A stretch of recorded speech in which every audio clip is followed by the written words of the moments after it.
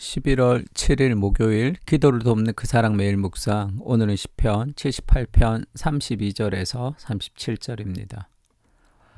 지금 그 이스라엘의 광야에서 하나님을 배신했던 그 사건들을 계속 기록하고 있는데 36절에 보면 그러나 그들이 입으로 그에게 아첨하며 자기 혀로 그에게 거짓을 말하였으니 라는 구절이 있죠. 그러니까 하나님 앞에 좀 힘들 때 기도하고 또 해결해주면 또 다시 돌아가고 하는 그것을 반복하는 모습을 보여주고 있습니다. 그들이 입으로 그에게 아첨하며 라는 제목으로 말씀을 좀 나누려고 합니다. 그러니까 율법적 의는 다 결국 시간이 지나면 무너지게 돼 있다는 걸 보여주는 거죠. 78편 32절에 보면 이러함에도 그들은 여전히 범죄하여 그의 기이한 일들을 믿지 아니하였으므로 본인들의 상황이 좋지 않아지고 뭔가 힘들어지지만 믿지 않습니다. 하나님이 그들의 날들을 헛되이 보내게 하시며 그들의 횟수를 두려움으로 보내게 하셨도다. 그러니까 하나님을 신뢰하지 않는 삶, 그래서 자기를 의지하는 삶은 살았으나 죽은 자다 이런 표현이 있죠. 날들이 헛되이 보내지는 것.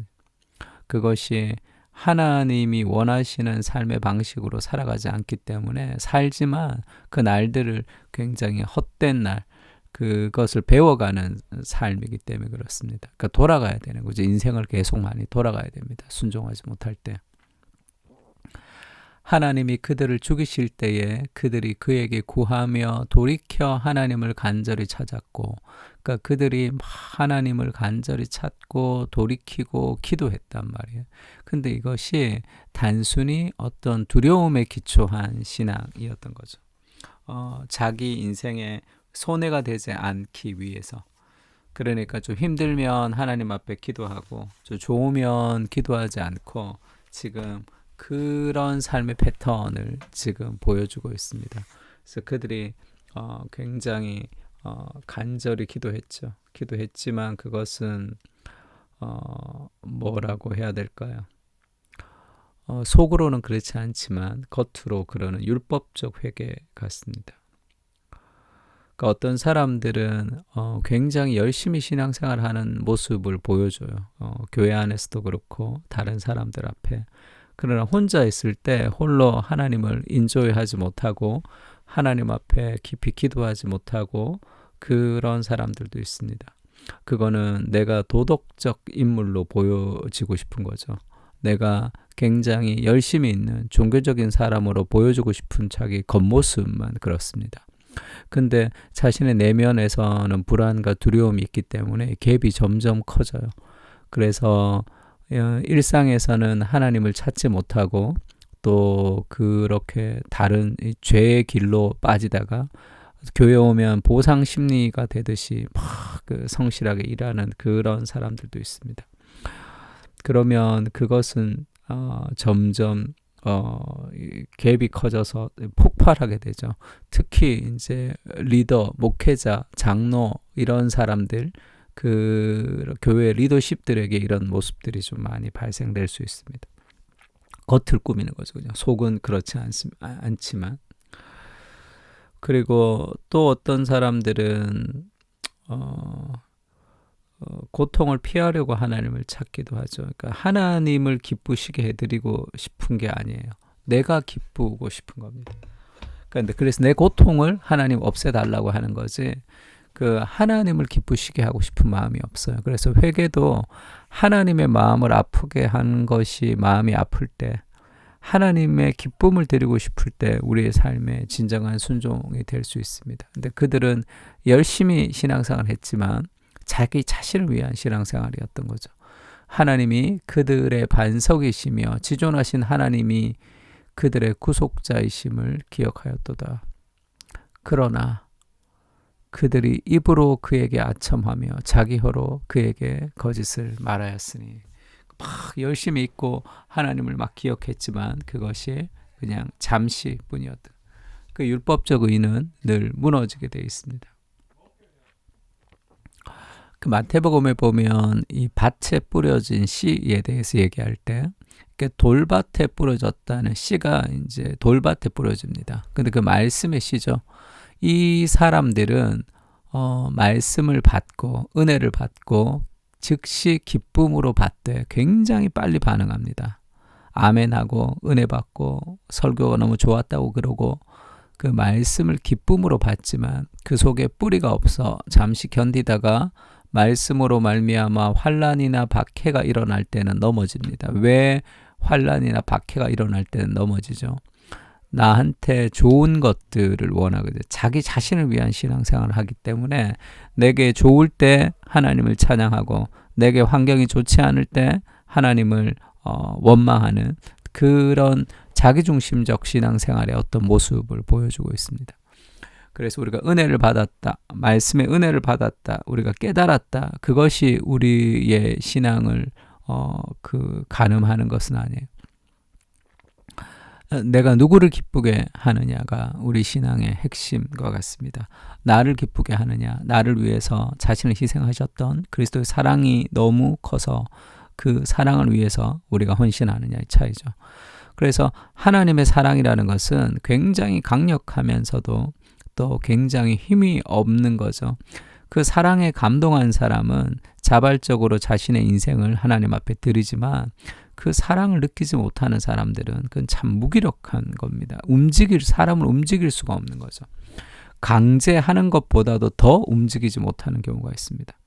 그것이 이제 사랑이 가지는 연약함과 또한 강력함이라고 할 수 있겠죠. 그러니까 그의 종교적으로 드러나는 그의 모습, 예배 때 감격 그 자체가 그의 삶을 보여주는 것은 아니에요. 어느 설교자 설교하는데 할머니가 막 너무 많이 우시더래. 그리스도의 십자가의 설교를 하는데. 그러니까 오셔가지고 그렇게 얘기하더래. 그러니까 할머니 오늘 설교가 어땠냐 그랬더니 죽은 자기 아들 닮아가지고 그렇게 막 울었다. 그런 얘기하는 약간 농담 비슷한 그런 슬픈 얘기도 있습니다. 내가 막 울고 감격한다고 그것이 참된 변화는 아니다라는 걸 보여주고 있는 거죠. 만물보다 거짓되고 심히 부패한 것이 사람의 마음입니다. 그러니까 사람의 마음이 굉장히 부패했기 때문에 아주 교묘한 방식으로 자기를 속이기도 하는 거죠. 그래서 굉장히 열심히 있는 사람인 것처럼 자기를 생각하기도 하고 그렇습니다. 그러나 그리스도의 아름다움 그 자체를 사랑하는 것, 그러니까 하나님의 사랑으로 하나님을 기쁘시게 해드리고 싶은 삶의 동기, 그것이 참된 신앙이죠. 그렇지 않으면 내가 힘들면 또 하나님 찾고 힘들지 않으면 하나님 찾지 않는 모습으로 변질되는 그런 민수기 때 광야 이스라엘이 되는 겁니다. 베드로전서 1장 8절 제가 정말 좋아하는 성경 구절 중에 하나인데 예수를 너희가 보지 못하였으나 사랑하는도다. 이제도 보지 못하나 믿고 말할 수 없는 영광스러운 즐거움으로 기뻐하니. 예수님 눈에 보이지 않습니다. 그러나 우리가 믿음을 통해서 하나님 말씀을 읽고 우리가 기도하며 예배하며 우리가 그 삶을 통해서 말할 수 없는 영광스러운 즐거움으로 기뻐하는 그런 하나님의 아름다움 그 자체를 누리고 맛보는 그런 신앙, 그것이 우리 삶의 핵심이 되어야 됩니다. 그러면 그렇게 하나님의 아름다움을 누리고 하나님의 아름다움을 맛보는 사람은 예배와 그 삶 속에서 어떤 삶의 형태를 띠느냐 하면 다 기도를 좋아합니다. 기도를 사랑하는 사람들이에요. 기도 안에서 하나님을 인조이 할 수 있는 그런 풍성한 은혜들이 있습니다. 그래서 하나님을 사랑하고 하나님을 만나기를 즐거워하고 하나님 그분 그 자체로 사랑할 수 있는 은혜를 우리에게 허락해 달라고 기도해야 되는 거죠. 예수님도 그렇죠. 예수님이 그렇게 얘기합니다. 요한복음 14장에 보면 내가 아버지 안에 거하고 아버지가 내 안에 거하는 것을 네가 믿지 아니하느냐. 그러니까 연합이죠. 하나님과 예수님 사이가. 내가 너희에게 이르는 말은 스스로 하는 말이 아니라 아버지께서 내 안에 계셔서 그의 일을 하는 것이라. 그러니까 하나님과의 완전한 연합을 얘기하고 17장 23절에도 내가 그들 안에 있고 아버지께서 내 안에 계시어 그들로 온전함을 이루어 하나가 되게 하려 함은 아버지께서 나를 보내신 것과 또 나를 사랑하심과 같이, 그러니까 하나님이 자신을 사랑하신다는 그 깊은 사랑과 그 사랑 가운데 자기를 보내었다는 그 두 가지 사실, 관계성과 일하심이 있는 거죠. 그들도 사랑하신 것을 세상으로 알게 하려 함이로소이다. 그래서 예수님을 통해서 하나님이 우리를 사랑하시고 또 예수님을 통해서 하나님 우리를 이제 세상으로 보내시는 그 얘기를 하고 있습니다. 그래서 자기 자신이 아니라 하나님을 사랑하고 하나님과의 그런 온전한 교제 자체를 즐거워하는 삶의 신앙이 필요합니다. 늘 내 삶의 욕망이 내 눈을 가립니다. 하나님을 그분 자체로 사랑하는 마음을 허락해 주시옵소서. 예수님의 아름다우심을 누리고 맛보게 하시고 그 아름다움을 닮아가게 하옵소서. 신앙은 유익을 누리는 것이 아니라 복음을 경험하는 것입니다. 주님을 만나는 경험을 하게 하시고 영혼 깊은 곳에 주님의 사랑을 심어 주시옵소서. 기꺼이 즐거운 심령으로 나를 드리는 순종과 헌신의 삶을 살게 하옵소서. 아멘. 우리 다 같이 편을 가지고 함께 기도하겠습니다.